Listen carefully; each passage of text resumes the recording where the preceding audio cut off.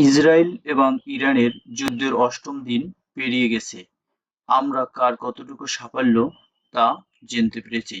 আমরা জানতে পেরেছি যে ইরানের বন্ধু রাষ্ট্রগুলো বিশেষ করে চায়না এবং রাশিয়া তাকে সেরকমের কোনো সহযোগিতা করেনি।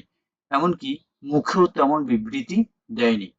অপরদিকে ইসরায়েলের বন্ধু আমেরিকা তাকে সব ধরনের সহযোগিতা অব্যাহত রেখেছে। এমনকি ইরানকে আক্রমণ করার জন্য তারা সামরিক শক্তি এবং সব ধরনের সহযোগিতা তারা অব্যাহত রাখবে এবং তারা একীভূত হয়েও ইরানকে আক্রমণ করবে। আমরা এখানে আসল বিষয়ে দেখেছি ইরানকে কেন আক্রমণ করেছে। যার কারণ হচ্ছে সে পারমাণবিক অস্ত্র তৈরি করবে। আমরা জানি প্রতিটি রাষ্ট্রেরই এবং প্রতিটি ব্যক্তিরই প্রতিটি জাতিকে তার নিজস্ব বলয় তৈরি করার জন্য সে সব ধরনের কর্মকাণ্ড করে যেতে পারবে।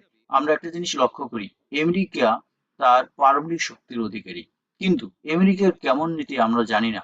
যে আমেরিকা সবসময়ই চাচ্ছে যে পারমাণবিক শক্তিধর আর কোনো রাষ্ট্র থাকবে না, সে একাবতেই থাকতে হবে।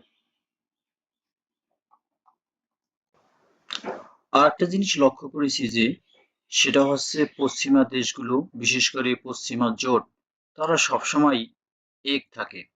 তারা এক থেকে তাদের শক্তি আরো বৃদ্ধি করে।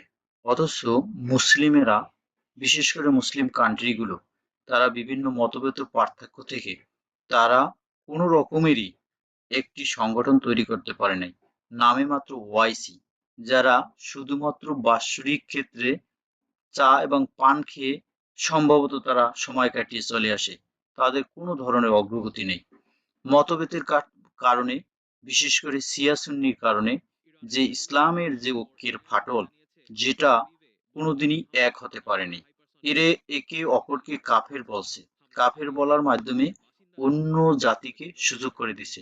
না, আমি এরকম বলতেছি না যে যুদ্ধ করতে হবে। যুদ্ধ না করে যাতে অন্য কোনো পরাশক্তি মুসলিমদের দিকে চোখ তুলে না তাকাতে পারে, সেজন্য সবাইকে একটি মতের উপর ভিত্তি থাকা উচিত।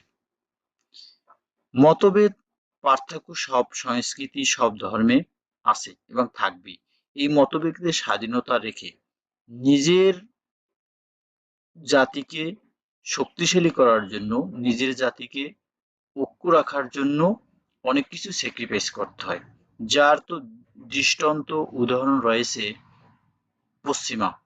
তারপরও তারা শেখে না। তারা পরস্পরের মতবিদ মতবিরোধের কারণে, উচ্চাভিলাষিতার কারণে তারা তাদের ঐতিহ্য এবং সংস্কৃতি হারিয়ে ফেলছে। দাসত্বের শৃঙ্খলে নিজেকে আবদ্ধ করছে। এভাবেই চলছে মুসলিম রাষ্ট্রগুলো। আমরা প্রিভিয়াস হিস্ট্রি থেকে দেখতে পাই, প্রথমে ইরাক, প্রথমে ইরান, তারপর লিবিয়া, তারপরে বিভিন্ন যে মুসলিম কান্ট্রিগুলো আছে, একে একে তারা হেরে যাচ্ছে। এভাবেই নিশ্চিহ্ন হতে থাকবে মুসলিম সম্প্রদায়গুলো। তারপরেও তারা পরস্পরকে মেনে নেবে না। তারা মতভেদের কারণে একে অপরে কাফের আখ্যায়িত করছে এবং একে অপরে কাফের আখ্যায়িত করে একে অপরের বিরুদ্ধে যুদ্ধ ঘোষণা করেছে এবং তারা বিভিন্ন দলে বিভক্ত হয়ে বিভিন্ন সশস্ত্র সংগঠন তৈরি করছে। আর এর অর্থ যোগানদাতারাই হচ্ছে পশ্চিমা। সে পশ্চিমাদের আরব দেশগুলো যদি তাদের ঐক্যে পৌঁছতে পারে মতভেদ ভেলে, তাহলে তারা একটি সুন্দর পৃথিবী উপহার দিতে পারবে। যদি কোনো শক্তি ১৯ আর ২০ হয়, তাহলে ওই শক্তি দুটির ভিতরে যুদ্ধ হওয়ার সম্ভাবনা খুবই কম। আর যদি একটি শক্তি দুর্বল হয় আর একটি শক্তি অত্যন্ত উচ্চ হয়, তাহলে ওদের ভিতরে যুদ্ধ বাঁধার সম্ভাবনা বেশি। তাহলে যদি আরব কান্ট্রিগুলো একে অপরের সাথে একটি ঐক্যে পৌঁছে একটি ঐক্য জোট তৈরি করতে পারে, তাহলে আমার সম্ভবত মনে হয় পৃথিবীতে শান্তি বয়ে আনবে।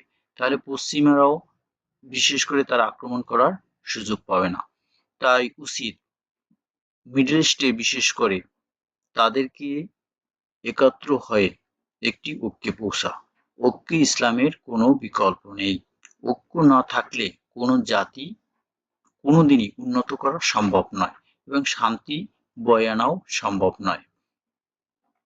মদদে থেকেই এবার ইরানের নাগরিকদের তারা সর্বোচ্চ ধৈর্যের পরিচয় দিয়ে ইসরায়েলের বিরুদ্ধে যুদ্ধ চালিয়ে যেতে হবে। এটা তাদের একেবারেই অস্তিত্বের লড়াই। যদি তারা টিকতে না পারে, অচিরেই ইরান পৃথিবীর বুক থেকে হারিয়ে যাবে। তারা দাসত্বের শৃঙ্খলে আবদ্ধ হবে। যেমনটা হয়েছে ইরাক, যেমনটা হয়েছে সিরিয়া, যেমনটা হয়েছে লেবানন, এদের মতো একই অবস্থা হবে। আর যারা আগ থেকেই পা চেটে পশ্চিমাদের উন্নতির শিখরে উঠেছে, তাদের কথা না হয় বাদ দিলাম।